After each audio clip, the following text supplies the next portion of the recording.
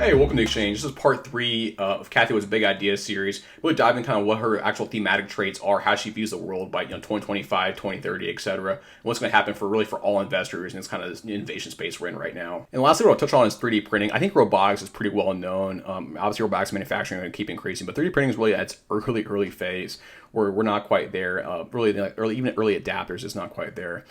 So look at manufacturing job openings. Obviously, in the pandemic hit, I mean, these are massive shortfalls. And really, as the geopolitical supply chain changes, so right now we have pre-COVID, everything was in China, overseas, well, mass manufacture, have lean manufacturing principles, basically having no inventory on hand.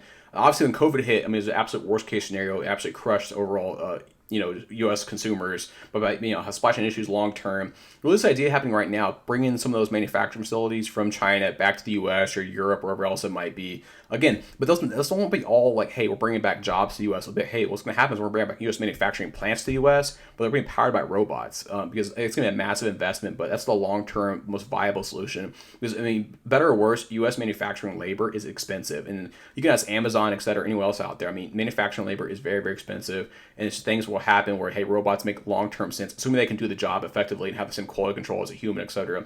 Now, there will still be humans in the plants, though, but long-term, it's going to be much more predominantly to the robots than the humans itself. But let's take a look at this. I think this is actually the most interesting slide on the deck right now we're seeing right here. Really we're seeing is kind of the changing of 3D printing itself. So having a supply chain issue, so the idea of making your own part on hand or having a 3D printer, which again, 3D printers are not that big right now and they print pretty fast though too. So let's say you're working in a manufacturing warehouse or in like a plant floor and you need one part or one bolt or one nugget. It's a niche part. Also, you're like, hey, I need to plug in the system and maybe download a file over the internet. And then from there, I basically use a resin that actually 3D prints the part, assuming it meets the quality control standard, etc. And I can have the part within a couple of hours potentially versus having to wait like days or weeks for some niche part or small part to actually keep your plant running on time. So 3D printing, this is, I think, another interesting slide here right now. So obviously prototypes, we have a strong, growth there, which this is like small knickknacks, small things you print up, almost like a proof of concept. Hey, this is what it might look like. Here's how the part might work in the future. It's not going to be mass produced, etc. But I mean, for 3D printing, it makes a lot of sense. So too, because you make it very, very fast. You can design any kind of shape you can imagine, etc. For molds and tools, where it's getting very, very early penetrations, 6% penetration rate right there. Again, the big issue here is overall trust the components, like longevity, make sure it won't fail at the worst time, etc. Like whether manufacturing floor, maybe like in a car part, etc. We're not quite there, but you're saying by 2026 we're gonna have a 30% penetration rate. So this is gonna 5x in penetration between now and 5 years or 4 years from now, etc. And I mean, again, these are pretty old technologies. 3D printing's been around for a while, but at scale, we haven't quite seen it yet. So looking at end-use parts, this is almost like an end-use parts for like like an engine part, et cetera, or like a muffler, something like that. Again, penetration rate it's under 1% right now. It's almost none right now. But they're saying, hey, by 2026, penetration rate is 20%.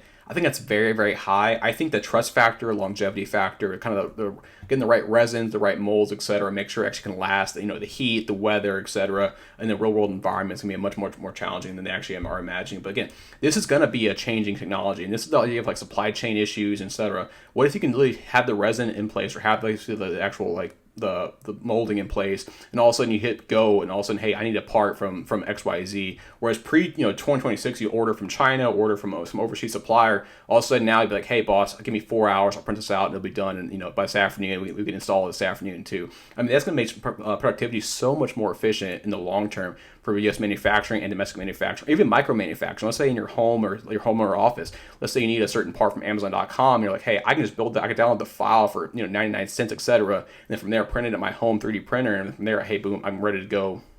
So I want to touch on this. This is one slide she has. And she talks a lot about genetics overall. This again very, very early phase, but the entire idea right here is that we either can change your RNA or DNA within the actual cells themselves, or potentially change the proteins that are actually developed on the right hand side. But I mean, the hard part there is really predicting what's going to happen when we change proteins, or how it's going to fold, how it's going to shift as we add new layers to it or complexities to it on the proteins themselves.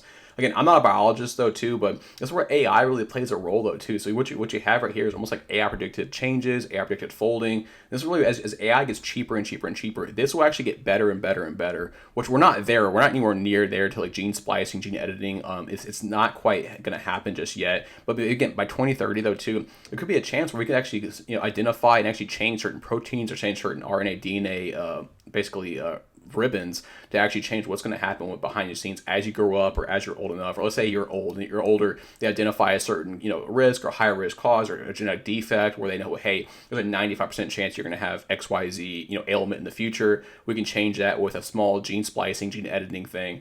Again, obviously that's the main change, but obviously there's going to be risks though too of like, hey, what if you change the wrong layer? What if something happens behind the scenes? What if there's like a potential risk there too? I mean, this is one of those things where it's going to be very, very early phase though, but if it works, or even works partially for some of the mainstream diseases out there, or more common diseases out there, I mean, this could change our entire lifestyles as humans in general. Also could change our overall life expectancy too for humans. But again, when this comes out though, this will be probably very, very expensive and very, very high risk though too. But I mean, I wouldn't imagine this coming out till 2030. So investing in it now, it's almost like pre inning one. It's almost like pre game warm ups. I mean, it is so early phase where it's almost like like sci-fi in effect. Hey, and that's part 3. If you like the video overall, hit the like button down below. Subscribe to the channel, and that's the exchange.